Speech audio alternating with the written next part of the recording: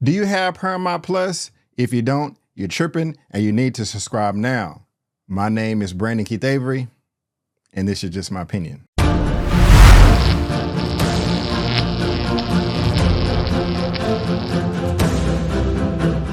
Hey everyone, what's going on? And welcome back to another great epic episode of Just My Opinion for my Halo Season 2 series review.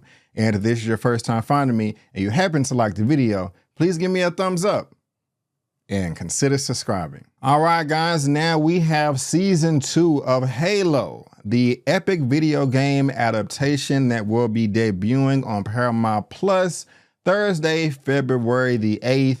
And the bar for this is quite low, but I can honestly say right now with a lot of confidence that this Halo series is the very best video game adaptation ever. Now, prior to that, I would have to give that trophy to Sonic with Jim Carrey. But again, guys, the bar is low. I've seen Sonic, I've seen Halo, and I think that Halo takes the crown right now. Now, this will be a non-spoilery review. And also, I haven't seen the whole series of Season 2. I've only seen the first 4 episodes. And so first of all, I want to say thank you so much, Paramount, for giving me access to this. I really do appreciate it. I really did enjoy the first season. I thought it was fantastic, had a very nice epic conclusion, and we are getting even more of that in Season 2, and I can't wait to talk to you guys about it. But again, guys, this will contain no spoilers, and just to let you know, I will be doing recaps of Episode 1 and Episode 2. Depending on how good or bad those perform will determine if I'm going to recap the rest of the season,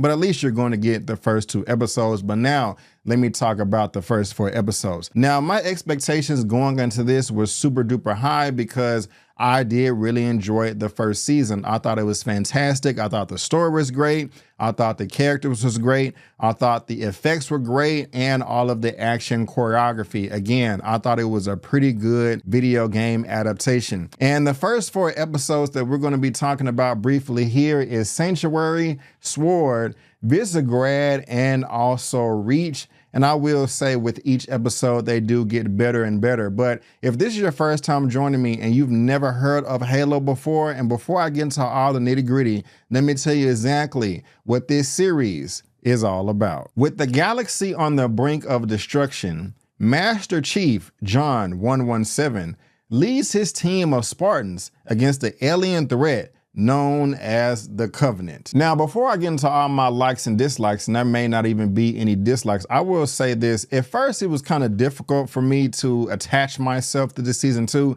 because I did not remember much from Season 1, even though I just got done explaining how much I did like it. So I did have to go on the YouTube channel for Paramount Plus and check out a number of the recaps that they had for Season 1 just to give me a nice refresher. Because as soon as we start with Episode 1 in Season 2, there is no refresher, okay? They just jump right in, and if you don't know what's going on, you are not gonna know what's going on. But the first thing I did really like about this is the large shroud of mystery that is in the air right now, in the atmosphere. You know that something is awry, and you want to get to the bottom of it. It starts out with the shot of John, Master Chief, and he does not know what the hell is going on, and I did not know what the hell was going on either. But once we get into that nitty gritty, it does get pretty good. One of the things I also like about this Season 2 is it's not necessarily exactly what we got in Season 1. It is, but it isn't. And what I mean by that is in the first season,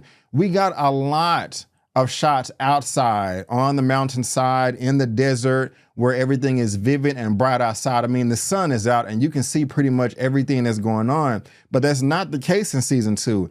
Everything is cloudy, everything is foggy, everything is dark, everything is a mystery, and you just don't know what's around the corner. Literally, when Episode 1 starts off, there's a bunch of fog everywhere and it's kind of hard to see everything. Not to where you can't make it out, but it just adds onto that shroud of mystery that I keep on talking about, and that just kind of gets you to the edge of your seat wondering wondering, okay, what the hell is going on? I also like the fact that the UNSC still cannot be trusted, and that is also a reflection on life. I mean, the government that we live with today in the world, in this country, yes, they can do some good at times, and we do appreciate them when they do those things that they're supposed to do. But at the same time, you know, they're always doing something nefarious behind the scenes, and they don't always communicate effectively with all of their citizens that they're supposed to protect. That's the exact same case with here in season 2, with this being 500 years into the future. But I do like that parallel right there. It's just another great reflection on life, even though this is fiction. I also like the fact that you have so many different philosophies with all the people in this series, whether it's the Spartans, whether it's the Marines, whether it's regular civilians, or those that have deep faith or deep religious beliefs. We get a lot of that in episode 1, 2, and the way that they go back and forth with all the banter, you can kind of see both sides of it, and I like that as well. And I can't wait to say this, and I was really looking forward to telling you guys, I want to now compare Halo to Star Wars. And if you were to compare those two, if Halo Season 1 was the original Star Wars film, A New Hope, Season 2, or at least the first 4 episodes, is The Empire Strikes Back for real, for real. Man, hold up. The Covenant was pretty serious in the first season, but they're even more serious in this season 2, and I cannot wait for everyone to see what all they have up their sleeve. The Covenant is not just some dumb alien race like mindless zombies. No, this is an intelligent species. They are smart, they are thorough, they are strategic, and they have plans that are going to mess everyone up if they get in the way. They're not just running around with explosions and plasma blades, guns blazing, and things of that nature. No, they are very, very resourceful, and they think about every move they're about to make before they make it, and that just makes them for a great antagonist in this whole series. And they also come in all different shapes and sizes too, so that's even more entertaining on top of everything else that's great about this season 2 series. I mean, seriously guys, they're not effing around, and I think everybody that takes a part in this is going to be impressed with everything they have dishing out in this season 2. They're not to be played with at all. Now, of course, we have to talk about the Spartans and the Marines. They're still there and they serve a great purpose, but I like the fact that we get to know a couple of the Marines on an individual basis, just to see what makes them tick and makes them talk. But not only are the Spartans back, of course, we wouldn't have a show without them. We just don't have the blue team. We have the silver team too. Now, I am not too familiar with them because in my college days, my freshman year, when I was up in the 2, 3, 4, 5 a.m. in the morning playing the multiplayer mode, I was only really into Halo 1, and I played a little bit of Halo 2, not really 3 or 4. I don't even remember if it goes that far. But to my knowledge, and please respectfully correct me if I'm wrong, silver team did not come until maybe more of the sequels down the line, but we do get glimpses of them as well. But with the Spartans, I like that we get more of what we got in season 1, and we get more of their personality, more of their individualism, and what makes them happy and sad and or motivates them. In the first season, for the most part, they were in the suits and they had the pellets in their hands, so they were kind of robotic. And you may be attached to those personalities, especially when it comes to the character Vanek, the Black Spartan. But we get all of that, but they don't really have the pellets in their head in season 2, and so they are more human. And so again, you get more of their personality. And not only do we get more of them, we get more of them outside of the suits as well. We get plenty of them in the suits, but we also get to see how they maneuver around without the suits, and that just kind of adds more layers to their character, another thing that I really do appreciate. Now, of course, the main actor, Master Chief, played by Pablo Schreiber, he is fantastic. I love him in this role. He was born to play Master Chief in this. I mean, absolutely perfect. I have no complaints about him whatsoever. He was a great leader in season 1, and he's even a better leader in season 2, in my opinion, on the way that he questions everything around him. And I like the story points that they add on to that, because everybody around him doesn't necessarily believe him as much as they did in season 1. They're questioning their Master Chief for valid reasons. But when we see everything through the lens of his eyes, sometimes we can understand where he's coming from, but sometimes we can't. We're like, okay, are you tripping? Or do you have a valid reason for saying or doing this?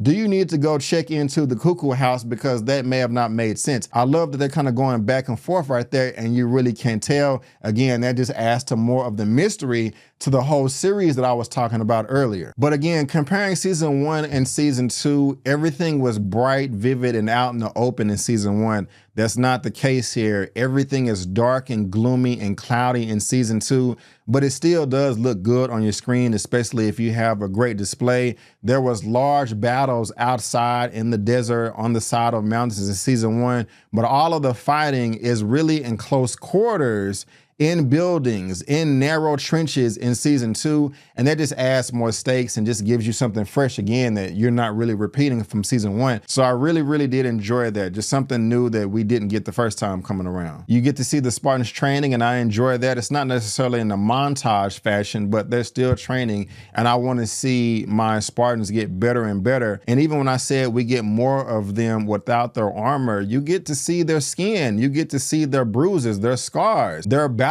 wounds. And again, it's just something else that just adds more to their character that makes you love and attach yourself to them even more than the first time around. The effects are beautiful. You can really tell that the studio put a lot of money into this, and they spent it well. Not $1, not 1 penny was wasted. This is how you need to make effects and all of your expensive, big blockbuster TV streaming shows and or movies. Take note, everybody, Paramount is doing them justice right here with Halo. We also have some great characters as well, some of the supporting characters that return from the past. Some are new and you don't like them as well, like Halsey. She was a bitch in my opinion, and she continues to be the same in season 2 as well. But I liked all the characters that came back. I like more of the old characters than a few of the new ones. It's not too many. They're okay, but I really do like the old ones and all the relationships that still carry on over from season 1 to season 2. I didn't want them just to throw that by the wayside. You still have characters that had beef in season 1 and they're still kind of bickering and bantering and going back and forth in season 2. It's very entertaining. The action is dope as hell. I really love when the Spartans are throwing down,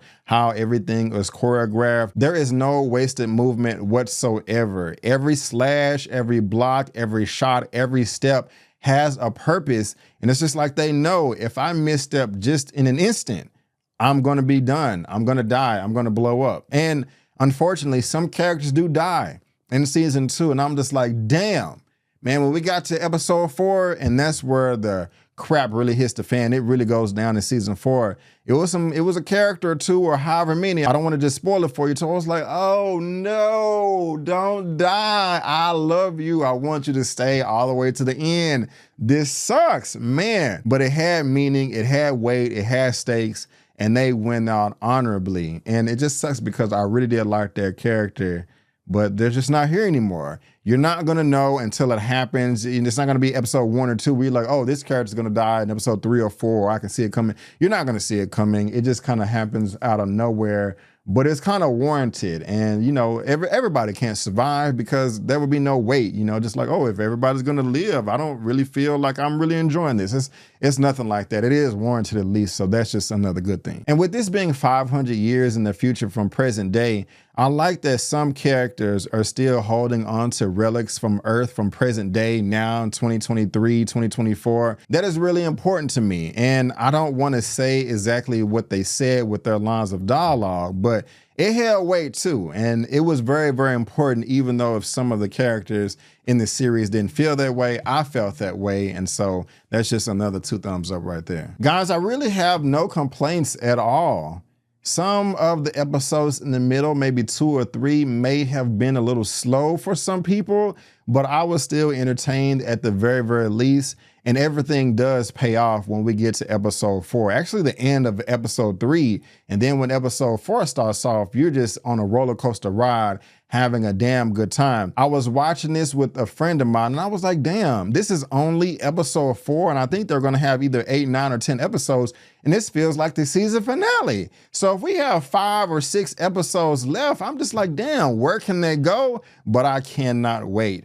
If I had to rate Halo season 2, at least the first 4 episodes out of 1 out of 10, I would give it a 8.5, 9 out of 10. I would I'm gonna give it a 9 out of 10 because they really did a great job here, and I cannot wait to see more. I cannot wait to see episode 5. But guys, I just want to thank you so much again for tuning in. I will be doing recaps for the first 2 episodes, and so if you're interested in my in-depth take, please hit that subscribe button and help me reach my next milestone of 50,000 subscribers. But guys, again, I just want to thank you so much for tuning in. And before you go, don't forget that my name is Brandon Keith Avery, and that's just my opinion.